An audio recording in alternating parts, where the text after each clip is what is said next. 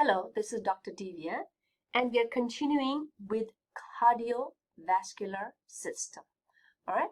So we talked about the blood supply to the heart, and we noticed that the blood supply to the heart, which itself may be a little confusing because you're thinking it's pumping blood, so it doesn't need to have its own circulation, but it absolutely has to have this kind of capillary network. And if there is any blockage, then that will create lots of issues. Okay, so here, what are the issues if there's a blockage? So first is angina pectoris. So this is a thoracic pain caused by temporary deficiency in the blood flow. Often it is stress related. Often it is increased physical demand or temporary weakening. This is not that serious, okay? Now, myocardial infarction, which is a heart attack, is dangerous. Why? Because here what happens is that it leads to the death of myocardial tissues. You are noticing that there is a cholesterol plaque which is not allowing the flow of blood, all right, which leads to heart attack. Now, what is the issue? The main issue is the cardiac muscles are amitotic. That means they cannot divide. And what happens is that the scar tissue, the fibrous scar tissues, replaces the dead myocardial cells. But these scar tissues will not have the ability to contract. So what happens is that there is an issue. Now it says damage to the left ventricle, which is most serious. Why? Because notice what we are saying is that the left ventricle, which is the thickest of all and the most important chamber, because remember it pumps the blood to the aorta, to the rest of the body. All right, so here what happens is if this is damaged, will you be able to supply the blood to the rest of the body? The answer is what? No. Yes, so here it is going to be most dangerous.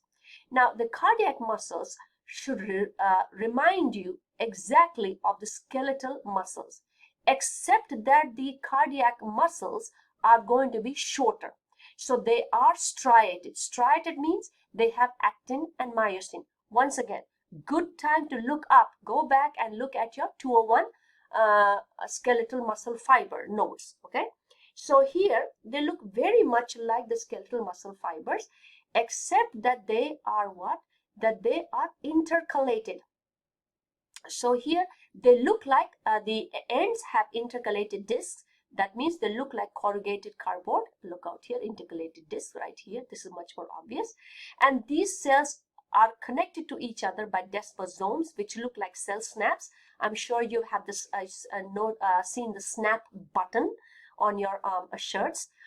And how do they connect with each other? Through gap junctions. These are pores through which cytoplasm is continuous from one cell into the other. And here they have the cardiac muscles, muscle cells. They will pull and push against the skeletal-like muscle. There's no skeleton, but skeletal-like muscles. All right. So here, not going into too much of detail, but there are myofibrils, just like the sarcomere. They have the T-tubules, just like the skeletal muscles, and sarcoplasmic reticulum, very much like the skeletal muscle. Okay, so without going into too much of detail, I definitely want to see what are the differences. So here what happens, the skeletal muscles contract because they're stimulated by nerve ending. Do you remember that, or if I can show you here, so here is my neuron, and my neuron has endings, and then the neuron ending will fire an action potential, and this muscle will contract. Yes. Now here, this is a neuron. So this is how a skeletal muscle acts. Now here there is none. In a cardiac muscle, there is no innervation from a neuron. So cardiac muscles, they do not require stimulations by nerve. Important. Number one. In skeletal muscle, there's no spread of cell impulse from one cell to another. Like, say, contraction of your biceps is independent of contraction, say, for example, of your pectoralis major. They're not connected, are they? Absolutely not, right? So here, what I'm saying is that in a heart, Because of the gap junctions, each cell is connected to each other. So the heart contracts as a unit. This is important. You have to know this. What is it called? Functional syncytium. So what I'm saying is when this contracts, this also contracts, this also contracts, this also contracts. The heart will contract as a whole. So this is difference number 2. Got to know it. Number 3, what's the difference? There is no sustained tetanic contraction in the cardiac muscle. So the skeletal muscle, what happens if this is one contraction? Let me draw this, and there's another contraction. What happens is that this contraction and this contraction can merge, and you can have a sustained, long, tetanic contraction. Now that does not happen in a heart. All right. So these 3 differences, just keep in mind. I'm not going to go into great detail out here. All right. So here,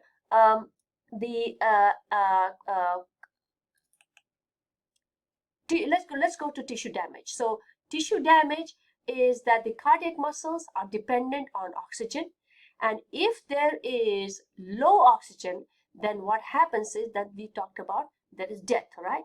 Now there are some defense mechanisms, and what is that is when there's too much of high calcium level. We'll see why high calcium level will cause a surge in the rate and force of contraction. So you don't want a huge high surge in calcium level, but if there's excessive high calcium level and increased acidity. Why increased acidity? Because oxygen is low, and so because of lactic acid production, the gap junctions are going to close. So those gap junctions which connect one cell to another cell, these are going to close, and therefore what happens is the action potential will be blocked. It will not travel. All right. So now let's look at pumping of the heart. So pumping of the heart involves what? Systole and diastole. Systole is when they contract. Diastole is when they relax. Now both, what we are noticing is that both the atrium are going to contract at the same time, which is called the atrial systole. And when the atrium contract, the ventricles are going to relax together, and that's called ventricle diastole. So when these two contract, these two relax. When these two contract, these two relax. All right. Now let's see, when the atrium are contracting, that means they are going through systole, then what happens is that these valves, what are these valves? The tricuspid and the bicuspid will open because they are squeezing the blood from the atrium into the ventricle. You understand that? The ventricles are relaxed, but the blood, the semilunar valve, which is going to push the blood from the ventricles out, this into the lungs and this into the rest of the body, the aorta, will close.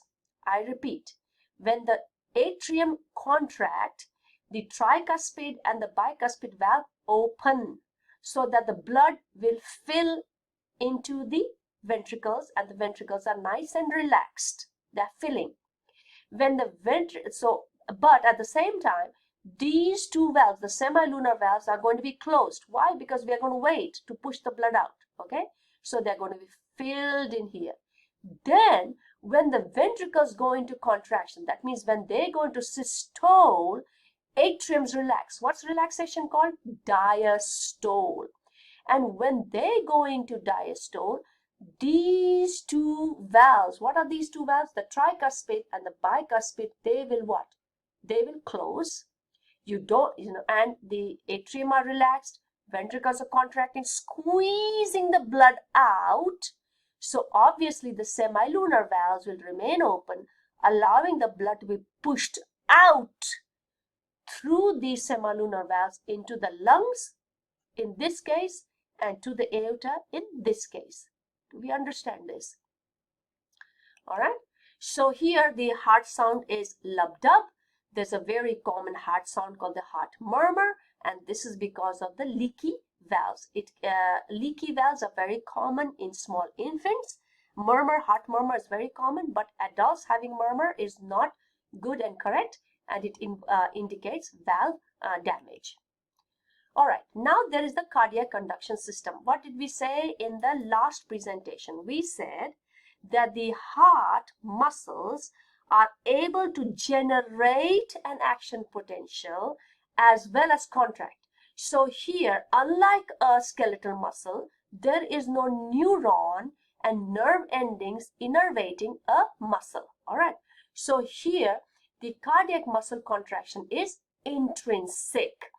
Now, there is, of course, some control of heart rhythm, but it is generated, the contraction is, the action potential is generated within. All right. So, there are some non-contractile cardiac muscles which are specialized for initiating and distributing. All right. So, let's see them. So, before, let's see right here, I think this is good. Yes. So, there is the SA node. And from the SA node, which is the default pacemaker of the heart, from the SA node, there's an atrial syncytium that goes into the junctional fibers, and the junctional fibers end up in the AV node. The AV node is the second fallback pacemaker. So if SA node fails, AV node kicks in. The AV node leads into the AV bundle, which is also called the bundle of His, and separates out in the right and the left branch, goes to the apex of the heart, and becomes and turns around and goes into the Purkinje fibers. You can see these fine branches, Purkinje fibers, and these Purkinje fibers go into the ventricular syncytium. This is the cardiac conduction system. All right. So here is the labeling for you. The SA node. Here are the junctional fibers. The AV node.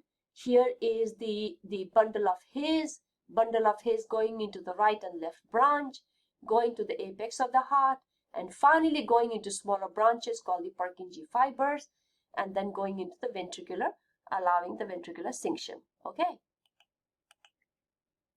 All right. If by chance both the SA and the AV node, the pacemakers of the heart, fail, then then a implantable cardioverter defibrillator, this is the one that is a pacemaker, is placed, right? And what happens is that it is going to monitor the heart rhythms and detect fibrillation. So anytime what happens is it will shock the heart and cause myocardium to depolarize. We'll see all that, what it means. It will reset all the cell membranes, so SA node can regain control. All right. Now here what happens if there is a ventricular fibrillation, which is very dangerous, and we will see that in the EKG, then you have to use a defibrillator. And what a defibrillator is, I'm sure you've seen a defibrillator, and you've seen that in all these movies and TV shows, where basically they will shock your heart. So here it depolarizes the entire myocardium. What is depolarizing and repolarizing and polarizing? Again, look at your 201 notes for that. Okay, it will reset the heart. So we'll stop here. We'll continue with our next presentation. I thank you for listening to me. For questions or concerns, please contact me. Have a good day.